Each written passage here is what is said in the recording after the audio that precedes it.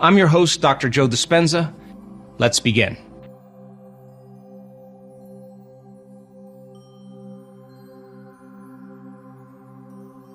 Well, then the fundamental thing then is to realize then that there's great science to show that we are not hardwired to be a certain way for the rest of our lives, and we're not doomed by our genes, that we're marvels of adaptability and change. Now, here's the challenge, though. The challenge is that most people wait for crisis or diagnosis before they make up their mind to change. And my message is, why wait?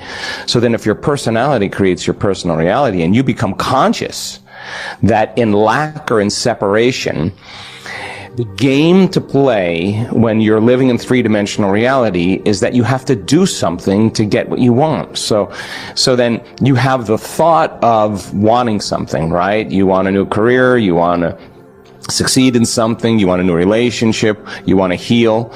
That thought of whatever that experience is, your mind actually predicts it somewhere in the future. And you say, if I work really hard, if I sacrifice a certain number of things, if I save a lot of money, I can go on this vacation or have this experience. And some people wait for the experience to occur.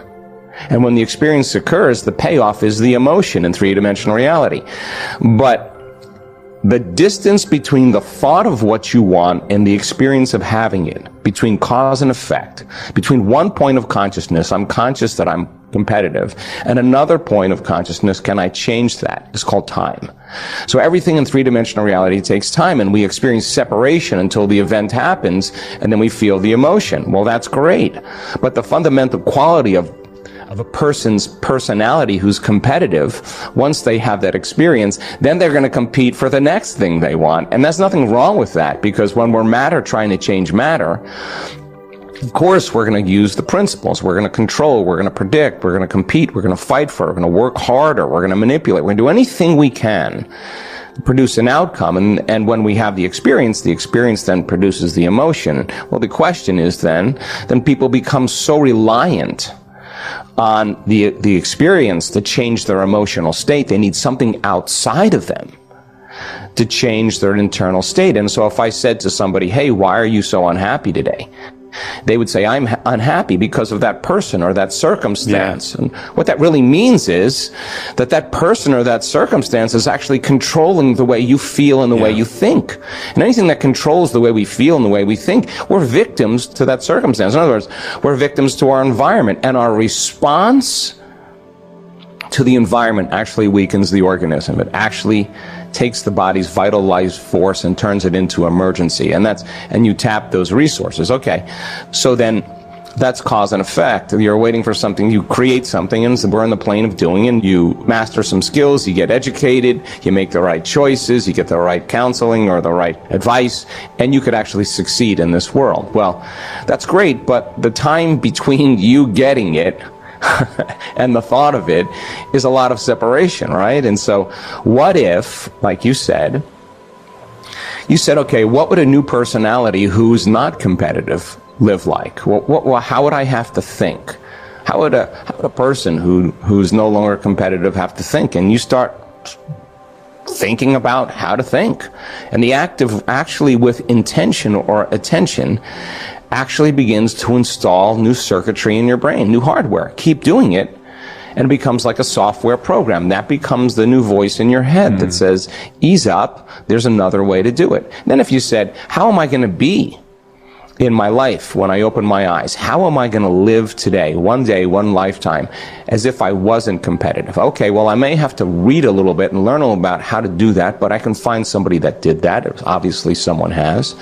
If you closed your eyes and you rehearsed mentally how you're going to be on a Zoom call, how are you going to be with your colleagues, how are you going to be in your relationships, mental rehearsal, when you're truly present, the brain does not know the difference between the real-life experience and what you're imagining. And the research on mental rehearsal says you can install neurological hardware in your brain to look like you've already done it. That's already been experienced. Now your brain is no longer a record of the past.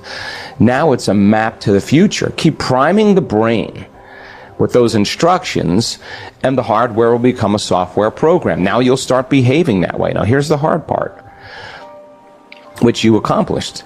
Can I teach my body emotionally what it would feel like to no longer be competitive, to be in love with life and know that everything's going to work out, or that I'm resourceful or intelligent or whatever it is? Can I bring up the feeling of what the competitive, non-competitive person, or a person who's mastered that feels like? If you can teach your body emotionally what that feels like before the experience, then it would make sense then, if you could do that enough times, you can condition your body emotionally to begin to change with that thought and that feeling, with that image and that emotion. And so then the person becomes a new personality and changes from the old personality. And our research shows when you do that, not only do you change your circuitry, the way your brain works, the way your heart works, your gene expression, your immune system, but the side effect of that a lot of times is there's very profound biological changes that take place in the person's health. And you say, how did you do that? And they'll tell you, that disease exists in the old personality. I'm literally somebody else. So if you have evidence and testimony, which we do have, that it's possible to change, and we have great evidence in scientific research that we're doing, evidence becomes the loudest voice. And that person who stands on the stage and tells the story of their personal transformation, and they're speaking the truth, they're the 4-minute mile.